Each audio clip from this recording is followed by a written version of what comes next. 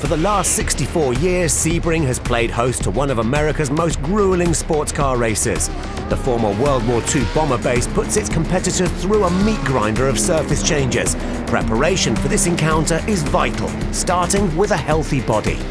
We do a lot of training, but you know when these big races are coming up. So you sometimes put a little bit extra in, knowing that we're coming to Sebring, knowing that it's going to be hot in the car. It's the key of success is to be fit in the car because it's a long race, it's 12 hours, it's really intense, the track is really bumpy, really difficult physically, especially in GT car. Every time when we finish the stint, we debrief quickly with the engineer and we go to the physio directly to help to feel better, also to relax the muscles.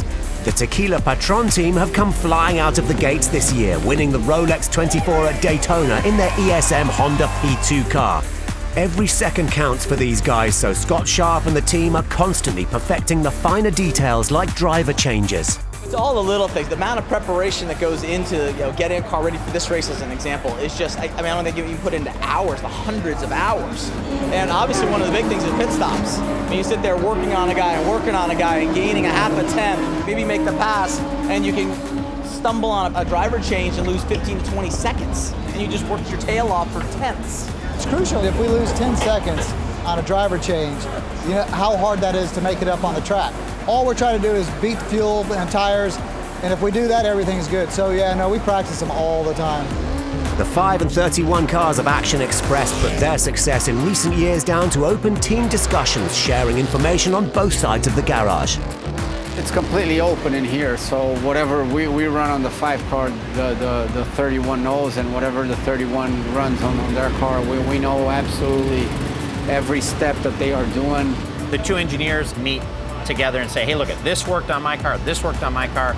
We try to do separate changes, and at the end of the day, we can take 2 cars and make 2 better cars from going 2 separate directions. But that car needs to be fast, and it needs to be bulletproof for 12 hours. When you get to this level and you're dealing with drivers of this caliber,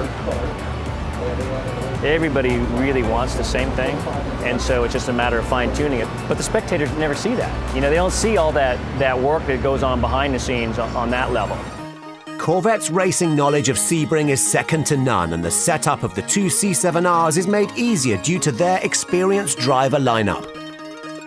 Part of the biggest challenge in being successful in endurance racing is reaching a compromise. So you've got to try and find guys who are compatible both physically, in stature, and also in mindset and how they like the car set up.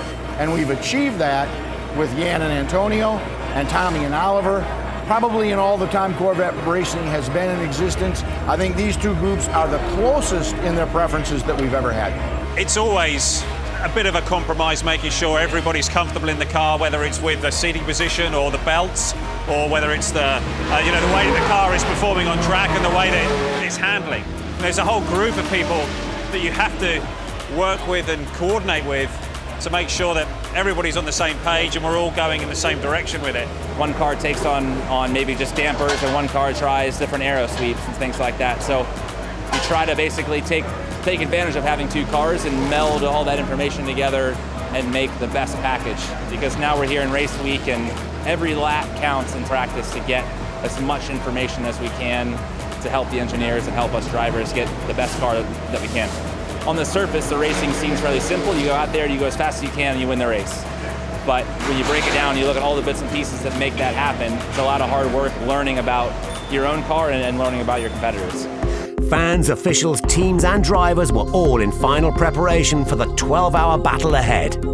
Hello everybody, welcome to Sebring. It looks like another classic racing prospect.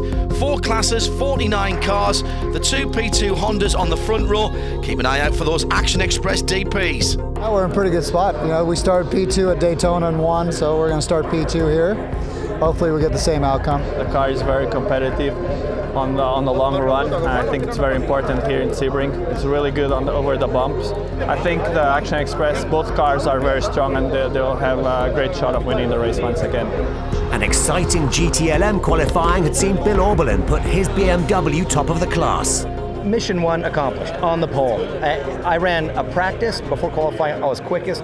Then I got the pole. So it's been a clean on the front, great experience so far. It's super close in our class. It's only 7/10 from first to last, so it's going to be a hard fight all race. The most important is to be there at the end, and especially with the weather, it's not sure, so we have to get ready for every possibility. There's the green flag. We're racing at Sebring. The Michael Shank Ligier, the 60 car, into the lead ahead of the Honda. And here comes Curran in the 31 Corvette. In GTLM, it's BMW first and second. The rest of the field so close behind. Street fighting from the street-based cars. Keep an eye on this one. After just 2 hours of racing, the heavens opened at Sebring, delivering an almighty storm. Anyone on slick tyres now is really going to struggle. Oh, Tommy Milner just misses a spinning Lamborghini. Lightning in the area, and IMSA's red flagged this for the safety of the marshals, the fans and the drivers. It was the right call to stop it, you know. We've got a lot of concrete around here and it becomes like an ice skating rink for us. We'll let it dry out a little bit just to get rid of the standing water, and then we're fine to drive again. They've just given us a call that they'll try to restart the race in an hour, try and sort of dry the track a little bit now. I'll get back in the car once we go green again, and then I think we'll pit and change drivers, because at that point I've been in the car for about 3 hours. After 2 hours under red flag conditions, racing finally started again on a soaked track. Christian Fittipaldi in the 5 car led at the restart, but was soon being chased down by the ESM Honda. In GTLM, disaster struck for Kevin Estra and Jan Magnussen as they battled for the class lead. Magnussen's got to run round the outside of the Audi. Oh, the Porsche's on the inside. They've hit. They're going to the wall. That's a big hit. Both drivers okay, but out of contention. A quick fix did see the number 3 Corvette get back out, but it was now down to the 4 car to go for the class win. Tommy's been driving brilliantly the whole race. I mean, he's going to drive about 5 hours, 5 and a bit hours actually, of the total 12. It's one of the worst times for a co-driver just to be sitting here, you know, watching the laps tick by and just keeping your fingers crossed and just hoping that everything just works out for you. With 15 minutes to go, Action Express led overall, but Durrani's ESM Honda was right on their tail. Extraordinary pass from Durrani down the inside of turn 7. This kid is unbelievable. I don't want to jinx anything, but he's unbelievable. Pipo Durrani takes the victory at Sebring in the Ligier Honda. What a victory, what a drive. Tommy Milner has been at the top of his form today. It's another victory for the 4 car. That's back-to-back 36 hours in Florida for the number 4 Corvette and Scott Sharp's ESM Honda. Just an amazing day for us, up and down so many ways. Great strategy call by Philippe and Matthew, and I think all of us at the end, we didn't think we had that speed, and Pipo showed we did. Just when you think you've seen some of the most spectacular racing in your lifetime, this guy comes around and does it just again. I felt like no one could touch me. I mean, this Corvette was the best race car I've ever had in my life, by far.